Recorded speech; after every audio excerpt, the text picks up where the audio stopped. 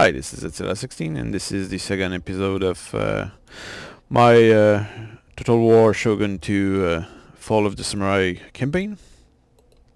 So I just conquered Omi, which was an enemy faction initially, and now I'm pretty much surrounded by more potential enemies by doing so. So my situation is a little dangerous, to say the least. And what that means is that I need to build up my forces. So I'll produce some troops. And about the kind of troop I'll produce, I guess I'll produce heavy infantry because they are numerous. They have guns. And guns don't care about the skill of your enemies as well as your own skill. So they just shoot forward. So that's the main interest of that kind of weapon. Anybody can use them. And it's really easy, perhaps too easy.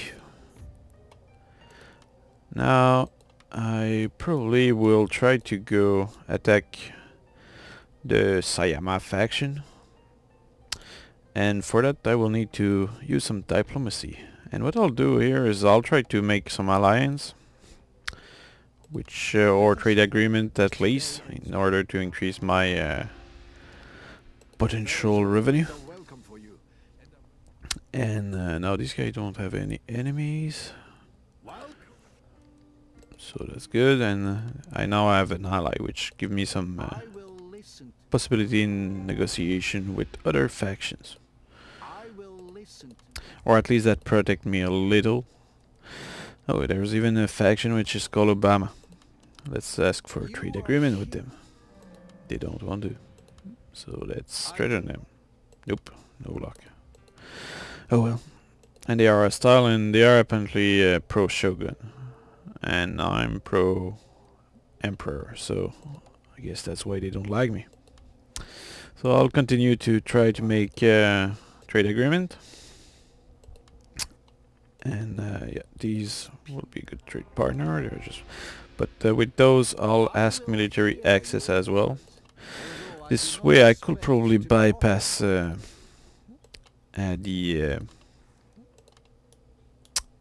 territory here and attack the enemy faction here. So I think what I'll do here is I'll produce some troops. Yeah, done here, done here. All the production possible has been done. Okay, let's do it. Now, since I'm playing at very hard, it's clear that I will need to invest much more in the military, because I won't have much time to develop my civilian side. And the reason for that is that the harder the difficulty, the harder it is to actually get any diplomacy done. And the more hostile are the enemy faction around you, so that means it ends up being much more a kind of war all the time kind of game. And here I'll invest into rifles.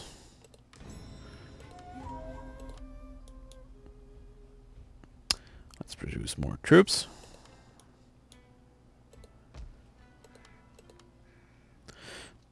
Sadly, I don't have... if I can only produce one, I might as well produce a good one. So much luck, Kachi. Kashi or whatever.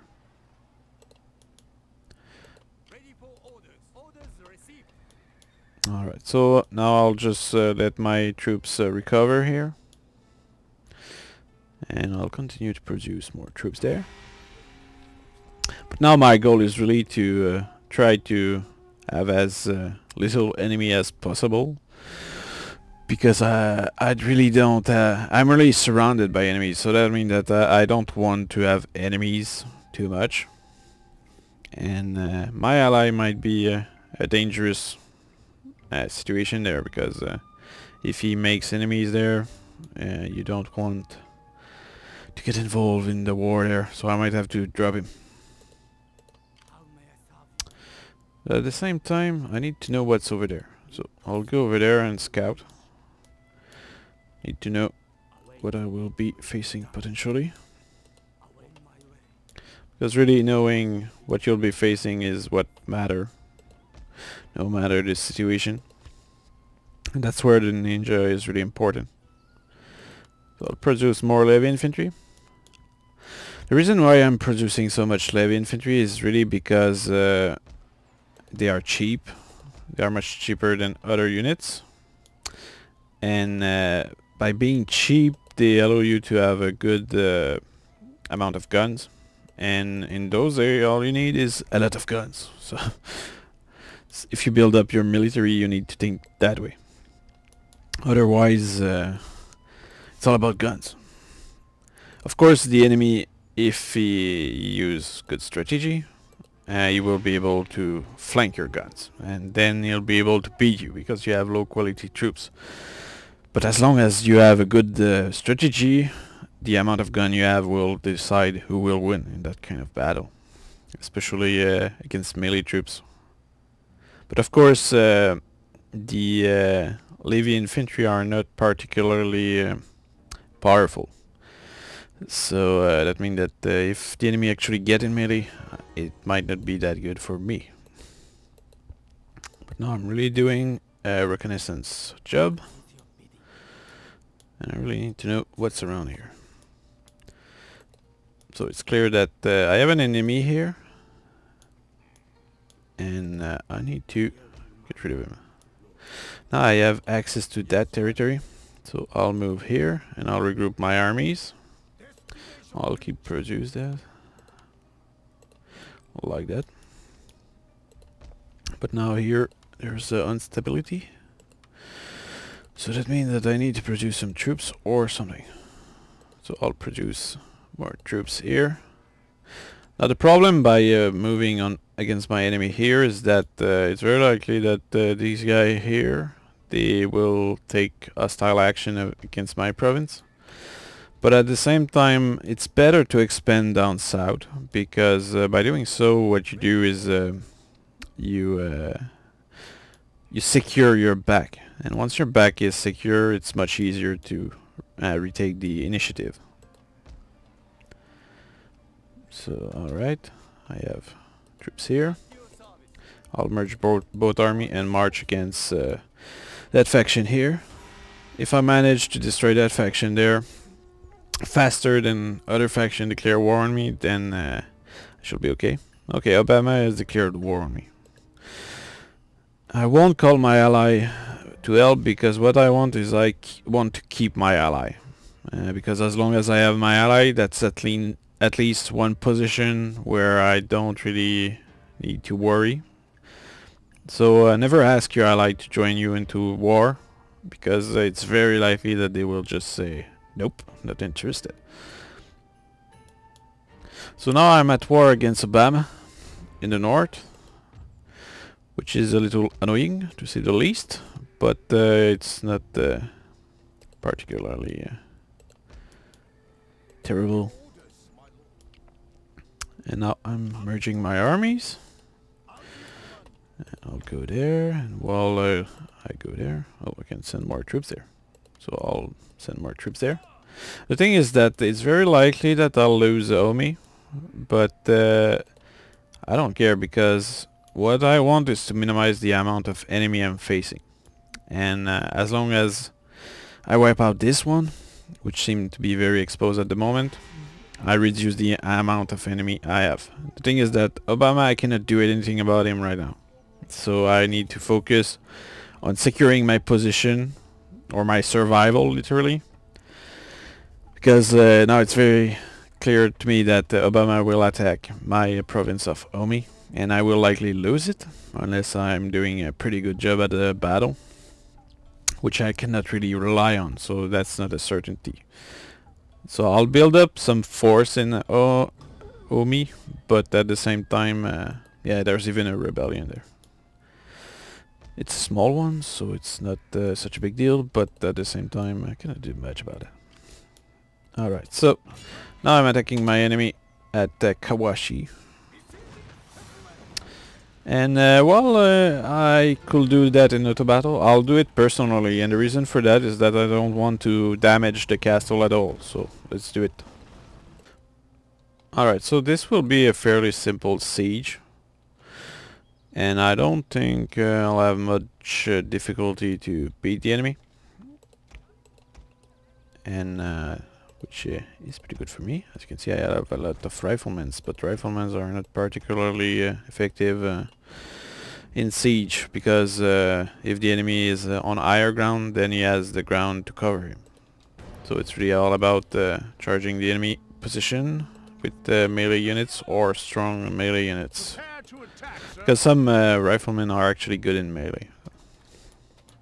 Now, as you can see, he was expecting me from there, so that's really good news, because that means that I can rush the wall in all safety, at least the first wall. So I'll tell my Yarikashi to run faster. So actually the Yarikashi are like the Yari Samurai. I don't really see any difference whatsoever other than a few clothing. And I have a lot of riflemen, which will support very well my troops. Also have a bunch of matchlock Kashi. And the other good news is that right now the only stuff in the center the enemy has are actually a bunch of melee units. So what that means is that they cannot quickly deploy their troops to fire on the troops I'll deploy here. And this is a very good news. So I'll keep advancing since it's clear. Also, I would like to point out that I decided to attack on that side, and the reason for that is that as you can see, there's just no tower at proximity. So this means that this tower won't be firing at me. So that's really nice. Alright, climb the wall now.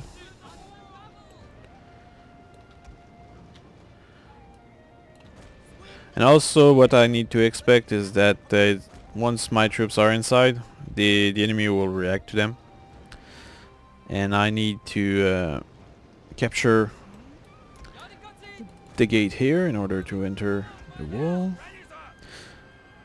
Alright, and with my troops here, I'll engage here, those guys. I want to engage them far from the wall. And now that the gate will be captured soon, I'll be able to climb the second wall and perhaps go right away in the center.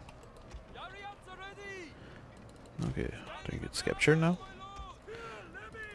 I'll be able to fight that battle with the least amount of fighting, which is really good because that will reduce my casualty quite a bit in the best condition. And the other good news is that those melee troops defending are just a bunch of spear levy garrison. So my Yarikashi will likely be able to simply wipe them out. I have a lot of troops here. Okay, rushing the center. Entering there. Now I'll deploy my Yari, my matchlock Kashi on the side here. I'll just enter there. I'll get my troops inside here. And now the good news is that I'm routing those guys.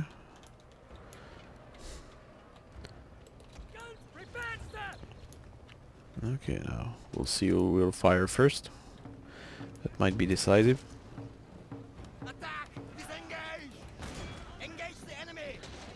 Firing point blank.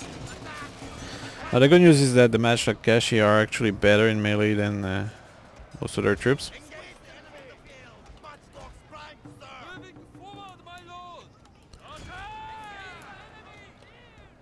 And my general, I totally forgot about them.